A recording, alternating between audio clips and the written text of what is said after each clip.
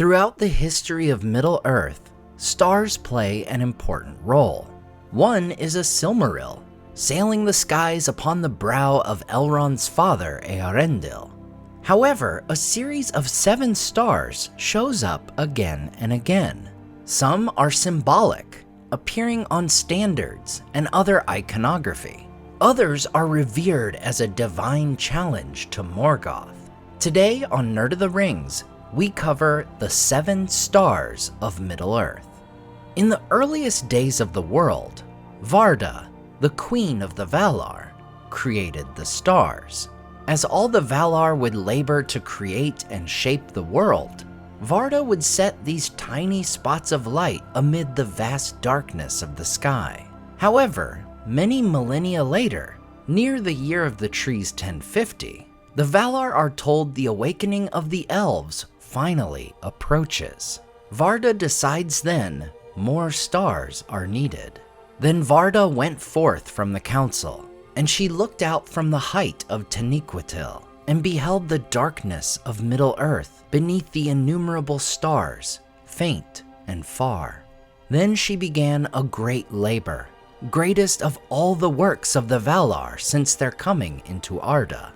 She took the silver dews from the vats of Telperion, and therewith she made new stars, and brighter, against the coming of the firstborn.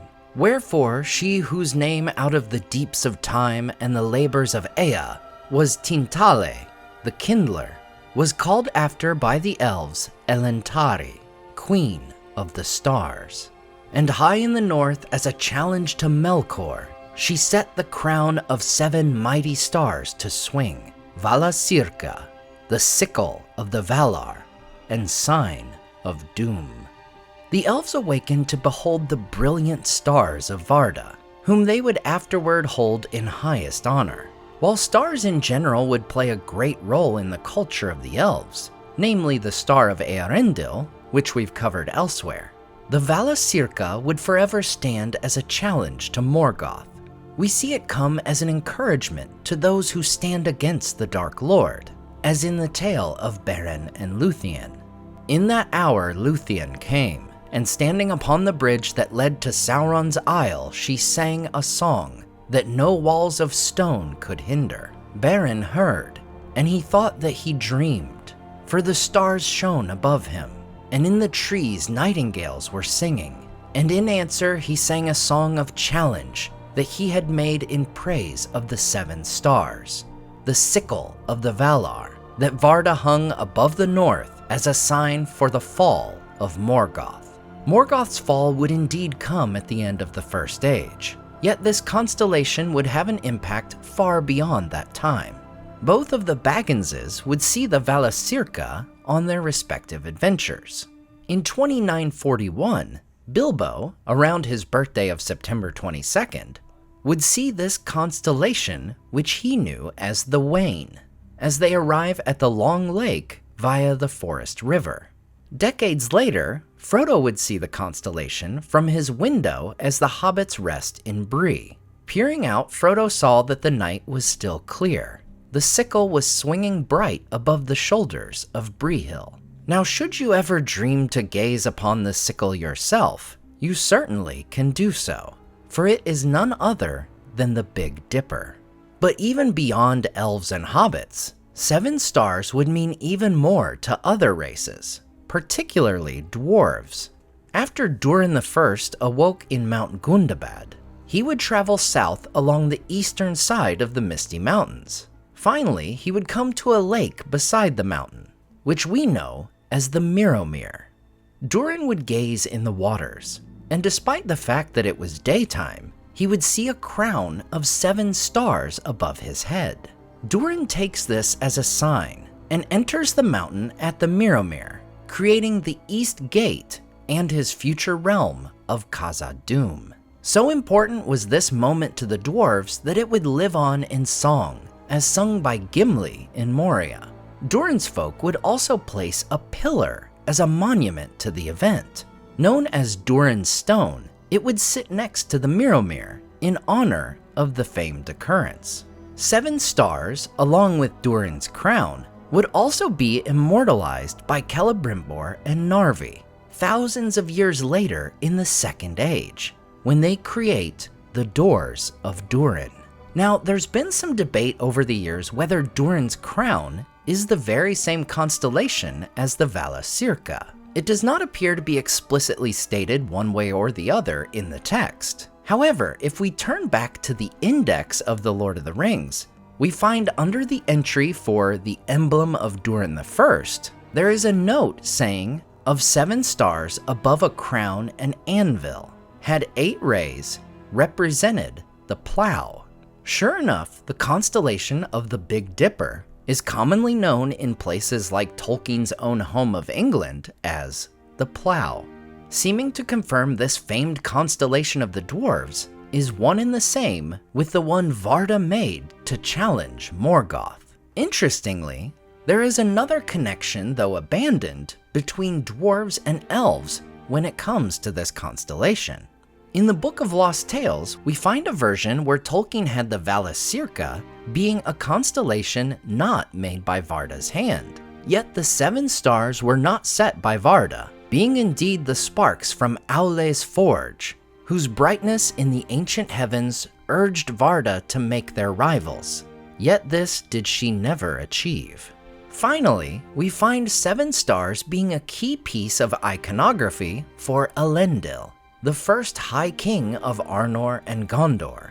Readers would first hear about this in The Lord of the Rings, as Gandalf would recite a verse to Pippin as they make their way to Minas Tirith. The verse says of the exiles of Numenor, "Tall ships and tall kings, 3 times 3. What brought they from founded land over the flowing sea? 7 stars and 7 stones, and 1 white tree." Within this verse, we find the white tree. The 7 stones are the Palantiri, and the 9 ships which Elendil, Isildur, and Anarion commanded in their escape from the downfall of Numenor.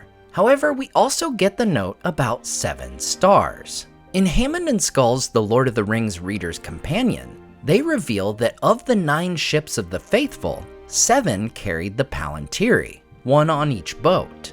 And each of these 7 ships, upon its sail, had a single 5-rayed star, thus giving us the 7 stars brought over the flowing sea.